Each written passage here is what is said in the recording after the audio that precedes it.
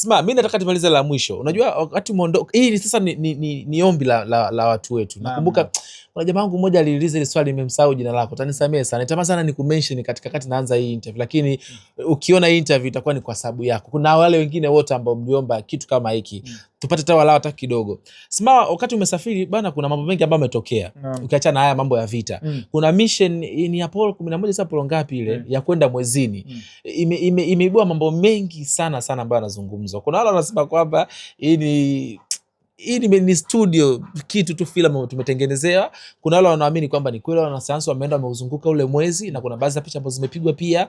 Ile yote ile mission kwako wewe hasa Sma, na mimi pia huko kwenye hii yengo upo vizuri pia. Ni mission ya namna gani hasa kwa ambao pengine hawaifahamu? Unajua kwa nini nitabasamu? Sababu kitu nilikiongelea muda sana. Sasa hivi kimepata tu labda muamko, ndio watu wanakiongelea. Yes, lakini Fuse, ndio maana wale wafuatiliaji wa Fuse wana muamini DJ Sma kwa sababu ni vitu ambavyo tulioviongelea. Mimi nimeanza kuongelea Epstein Files kabla hazijatoka, kabla watu hawazijui, kabla kumjua Epstein, kabla kumjua Ghislaine Maxwell na issue ya Bill Clinton na Monisk. Nimeanza kuongelea way back, lakini kipindi kile watu walikuwa nashindwa kurelate kwa sababu nadhani capacity yao au uelewa wao ile jambo lilikuwa ni mdogo. Same thing nishai kuongeleaga issue ya moon landing kwamba it's fake. Na mmoja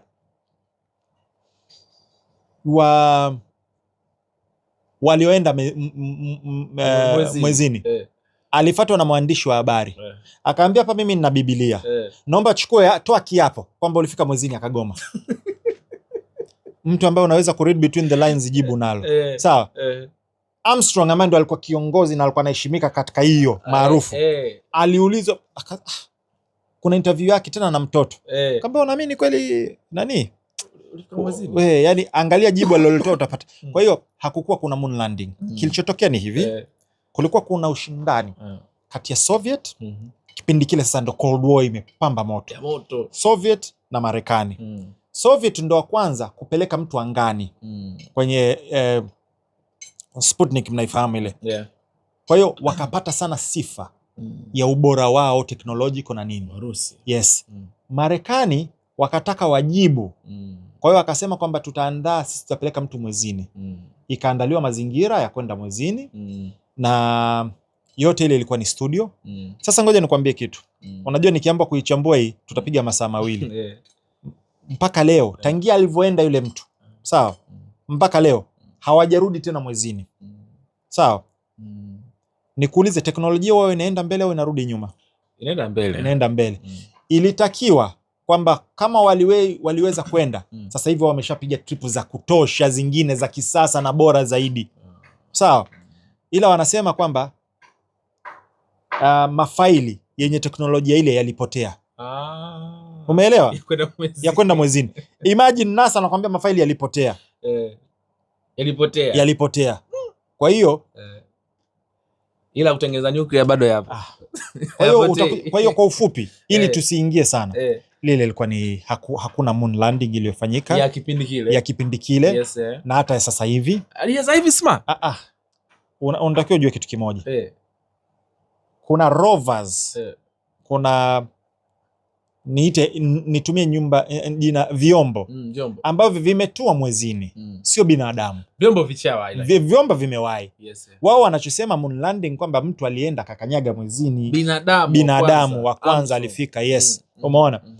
Na mambo mengine mengi ambayo tukianza kuyachambua, kulikuwa kuna bendera inapepea, hakuna imeprove hakuna upepo kule mwezini. Sawa. Mgandamizo wa hewa. Na vitu vingine vingi. So wataalamu wamesha debunk kwamba hakukuwa kuna nani. Ila ilikuwa ni stunt kwa sababu ya propaganda na vitu kama hivyo. Nilishaongelea nikasema 9/11 ilifanywa na wenyewe wa Marekani na Mossad, na jengo lile la halikuangushwa kwa ndege. Wataalamu wote wanakuambia ndege haina uwezo wa kuangusha ile. Na kulikuwa kuna controlled demolition waliokuepo pale, na it's beyond that. Nilishasema COVID ni ya kutengeneza. Mungu amekuja ameprove baada ya muda, tumeona. Na nimeshatabiri kwamba kuna pandemic nyingine inakuja. Umeona? vita kabla hivi vita kutokea kati ya Iran na Israel, nilivisema ikatokea 12 day war. Nikasema itaisha within 12 weeks na ikatokea. Nikasema itakuja point 2 na imetokea. Japokuwa niliona kwamba itaisha within 2 weeks mpaka 1 month, imezidi kazidi siku 5. Ndio maana tuko kwenye ceasefire.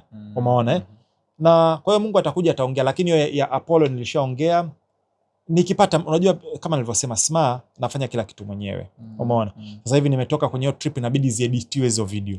Umeona? Mambo ni mengi. Kwa hiyo tunajitahidi kwenda, nikipata muda huenda nikaitengenezea makala yake ya kuprove jinsi ambavyo ilikuwa ni uongo.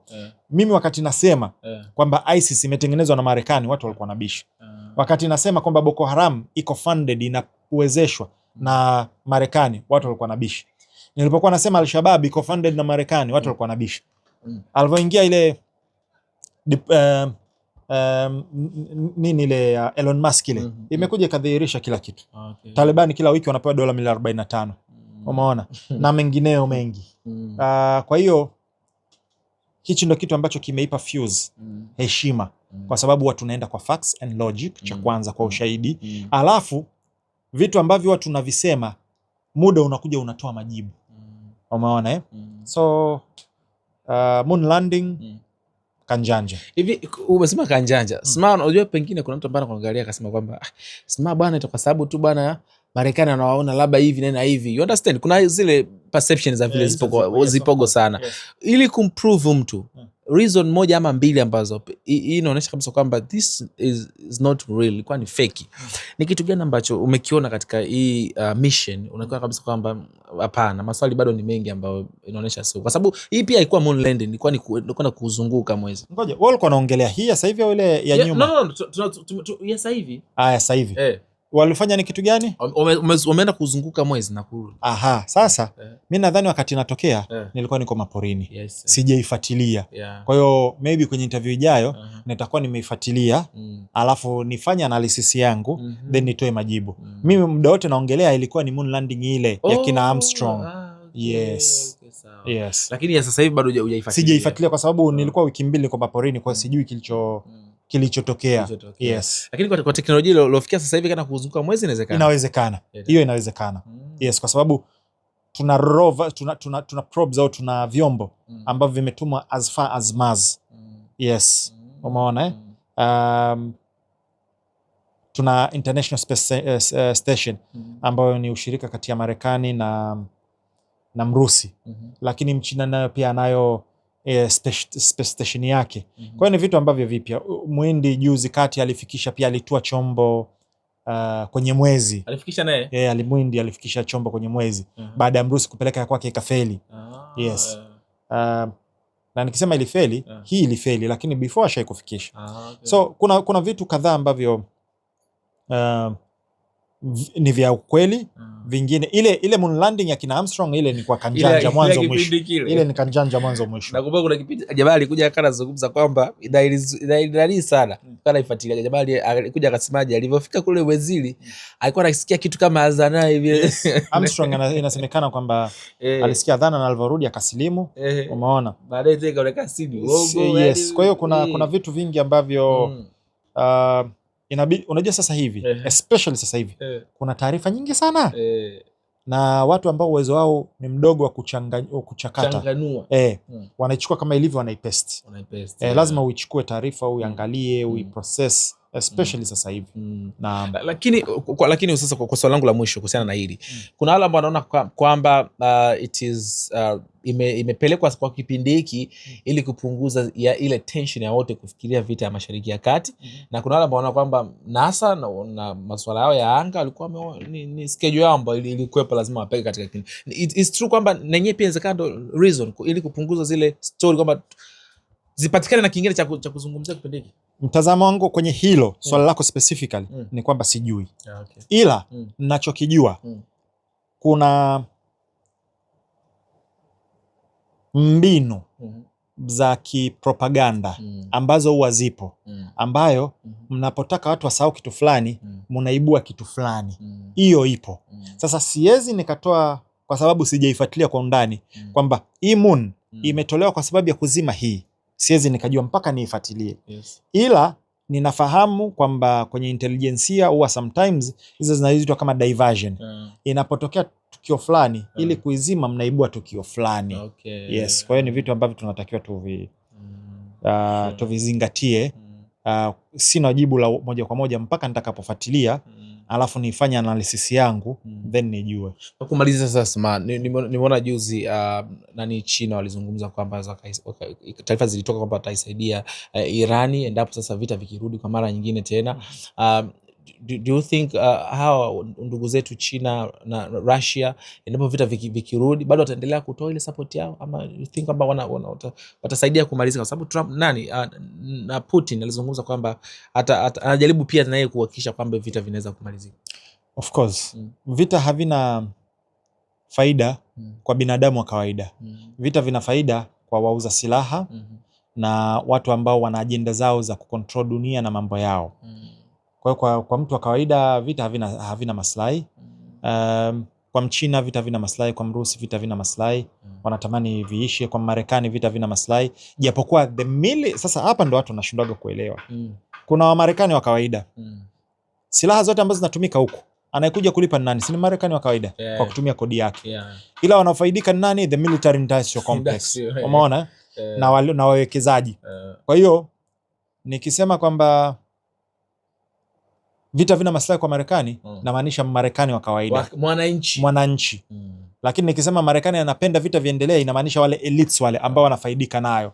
Na nilishatoa ushahidi jinsi ambavyo viongozi mawaziri wa vita na nani na viongozi wa juu, maseneta, maspika na nani wote wanashare kwenye hizi makampuni ya silaha. So silaha support wataendelea kutoa.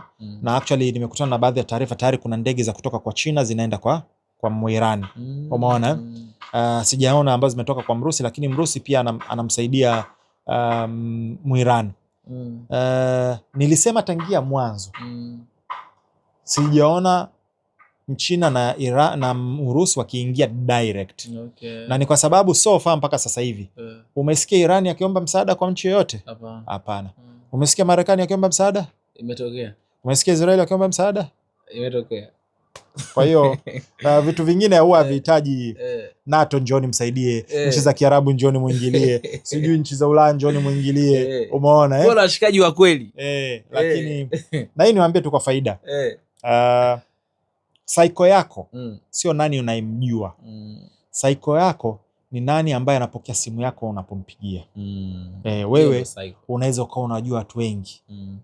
Lakini unapopiga simu na shida hakuna anayepokea. Yule mwenye kupokea ndo mtu wako, ndo familia. Umeona? Kwa hiyo hii ni kwenye maisha ya kidunia. Lazima ujue kwamba watu wako ni nani. Hawahitaji simu nyingi. Sio watu ambao una namba zao. Ni wale ambao ukiwapigia simu, mwanangu niko na nini nahitaji msaada, poa anakuja. Au ndo watu wako. Useme bado mimi najua watu wengi na followers wengi sijui nini. Alafu kikiumana ndo hicho kinakutaga wasanii wengi sana wa Bongo. Star sijui nini alafu akiumwa hali haihohi, tunarudi kwenye mitandao tunaanza kumchangia. Kwa hiyo wale watu wako vipi? Mashabiki wako vipi? Wale walikuwa nakula nao bata vipi? Umeona? Matajiri zako wale vipi? Niaje? So hivyo ni vitu ambavyo tunatakiwa viangalie. Japokuwa Trump amepiga mkwala mzito sana, nitaifanya vibaya sana China ikisaidia kule. Hana uwezo huo. Wewe ukiwa Irani siku 35, wewe ambaye unaaminika ni superpower na ambaye anaaminika pia ni superpower Iran, sawa? Mmeshindwa kumfanya chochote hicho ambacho mnakifanya. Sawa? Sana sana mnacheza rafu. Kwa sababu wanachokifanya ni vita vya ni uhalifu wa kivita.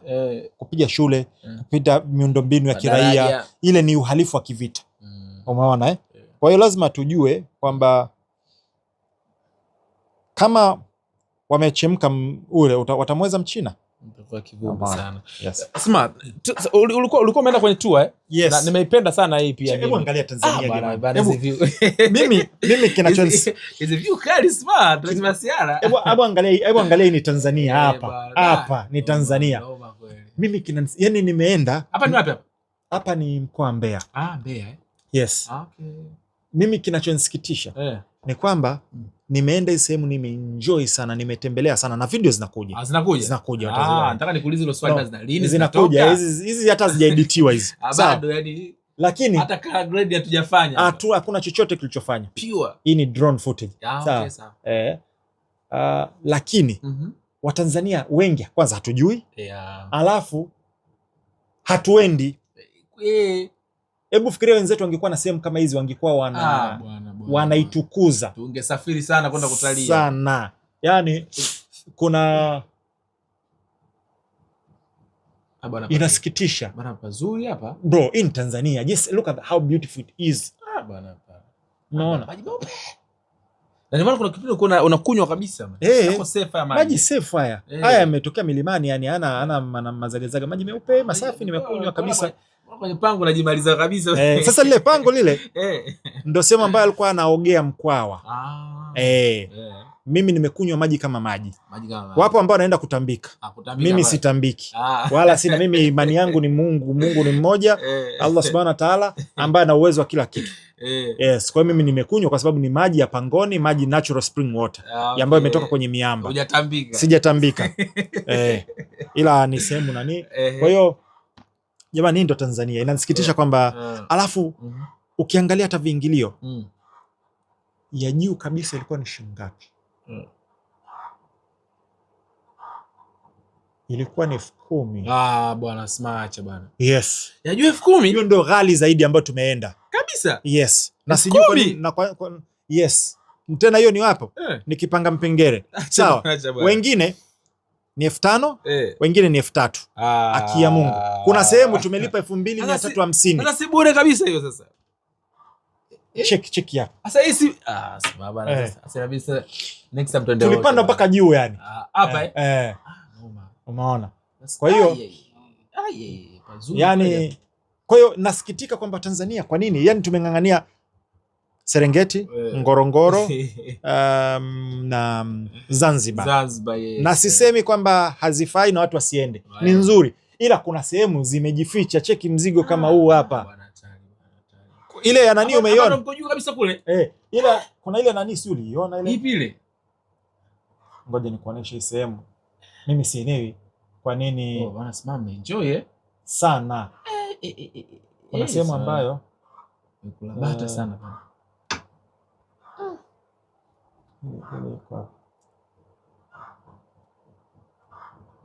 Cheki hapa. Mimi bidi wa kwanza kupiga mziki kwenye pango. Sasa ngoja.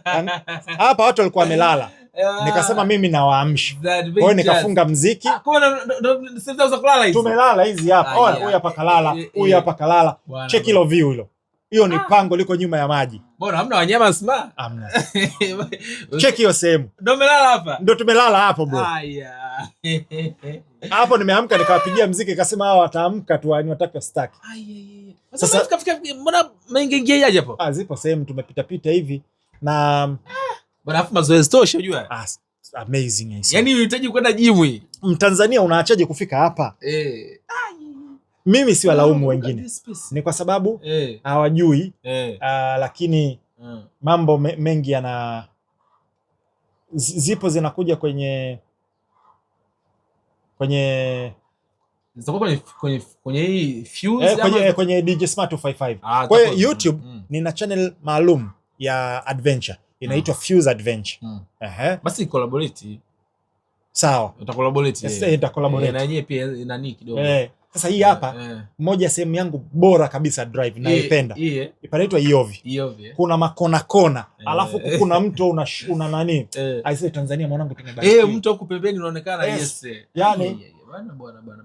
Kuna ile nyimbo ya nanilia ile, sio again. Sio kama hizi. Ngoja. Cheki drive. Unaendesha, hii ni Tanzania. Lami, mazingira mazuri. Cheki ziwa lile pale. Hebu cheki jamani.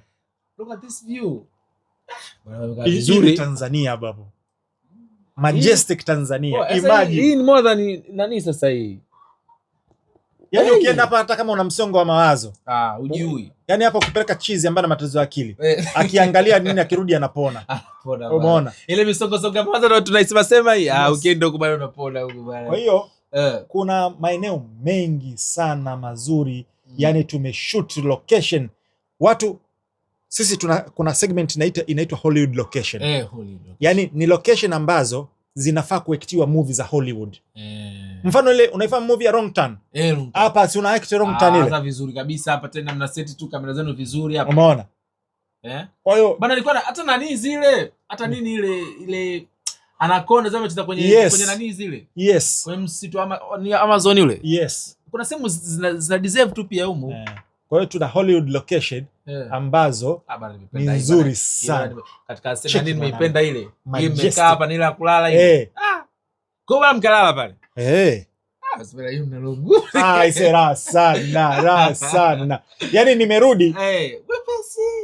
Lakini nasikitika kwamba inabidi nirudi. Yaani unaona hizi zote hizi zote ni material. Yaani kwa hiyo kuna mzigo wa maana. Unaanza lini kupanda sasa sima? Aisee kwenye kuedit.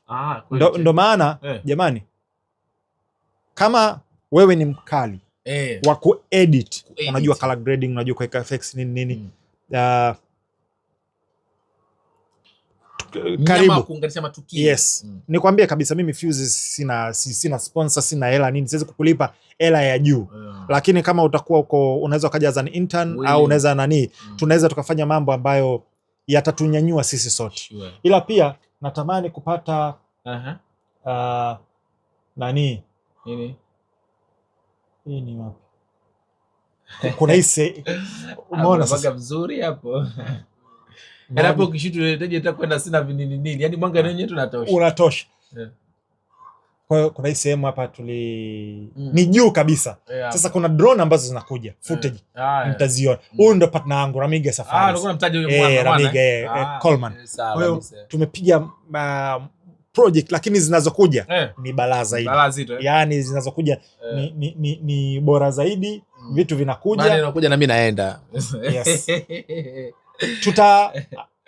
Hii ndo pango la kwa Mkwawa. Yes.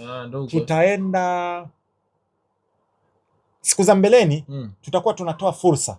Huyu ndo alikuwa host wetu, alitupokea. Kwa hiyo hii ndo sehemu ambayo ilikuwa Mkwawa. Ukisikia Mkwawa ndo sehemu yake ambayo alikuwa anakuja sasa yeye kukaa, kupanga mipango yake, kucontemplate ili pango.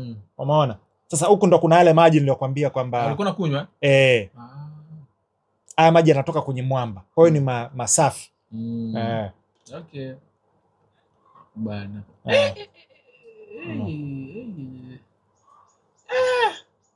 Ndo adventure zenyewe hizo. Bwana.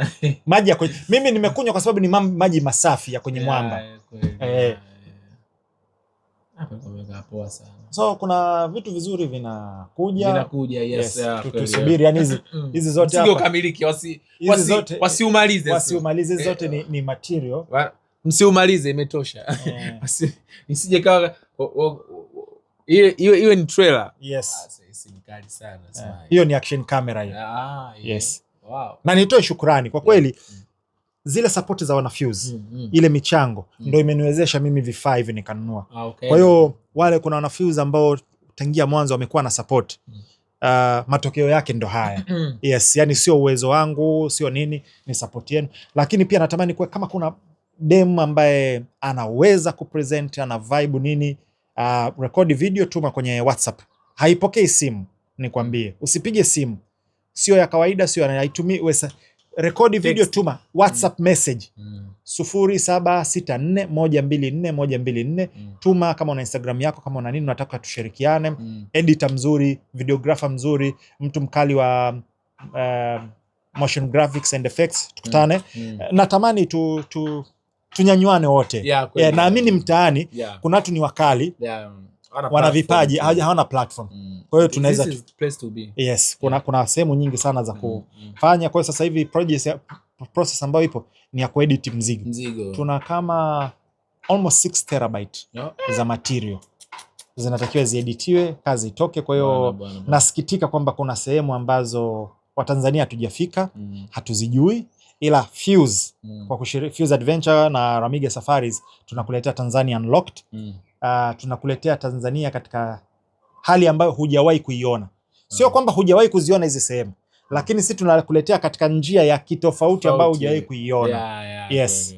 Kwa hiyo na siku za mbeleni tutakuwa tunaangalia kwamba fun tunamchukua tunaenda naye kadhaa twende naye tukatembee naye. Yes. Mimi nikushukuru sana Smart, lakini kwa ushauri wangu wakati mnaipandisha hii, kama mkiweza, sasa hivi teknolojia imeadvance sana, na kisha labda kwa na subtitle hata kama kuna watu wa nje kula ambao wao wanaelewa nini mnakizungumza na nini, nadhani ni suggestion yangu nzuri sana na tutafanyia kazi. Kweli. Mtazamaji wa Bongo Plus TV na 96 Link, mimi naitwa Victor Madaha, niko na DJ Smart nyuma ya kamera, niko Rizky bwana. Asante sana kwa wewe ambaye umekuwa mwanafamilia yetu, umeendelea kutusupport kwa namna moja ama nyingine, na umetazama pia, umekuwa ukitoa ushauri wako. Leo tumekosa sehemu ya kuuliza maswali yenu kwa sababu ya muda. Smart alikuwa amepotea kwa muda mrefu sana, kwa hiyo ile session ya maswali leo hatutaifanya, lakini next time tutaangalia hata Ijumaa Alhamisi pale tuje tufanye. Apumzike kidogo kwanza, bado japokuwa amesafiri sana, apumzike kidogo then tutafanya naye, si ndio? Kupumzika jana tumerudi. Unaona aise, kuna mengi sana ambayo yanakuja. Kuna ajali ambayo imetangazwa ya IT maeneo ya Iovi, kama uliona kuna ajali ile gari tulipishana naye juzi usiku. Tumekutana na ajali kadhaa. Niambie tu watu jamani, tuwe makini sana kwa barabarani. Na udereva wa mjini sio udereva wa safari. Wawe makini. Tufuate sheria za barabarani. Kuna vitu vingi sana vya kuzingatia. Kwa hiyo sisi nimefika huko saa 2. Mangu nimefika nimechoka. Nimelala saa 4:30 nimeamka, mwili umechoka, akili imekata moto. Yani usingizi. Imebidi tu nianze tena kuedit na kuandaa material na nini na vitu kama hivyo. Natamani kupumzika lakini muda sio rafiki. Maybe nikishakuwa na timu kwa siku za mbeleni tutaweza kufanya hivyo. Asante sana kwa wewe ambao umetazama kuanzia mwanzo mpaka mwisho. Asante kwa kutazama interview hii. Usisahau kusubscribe, like, comment na kushare.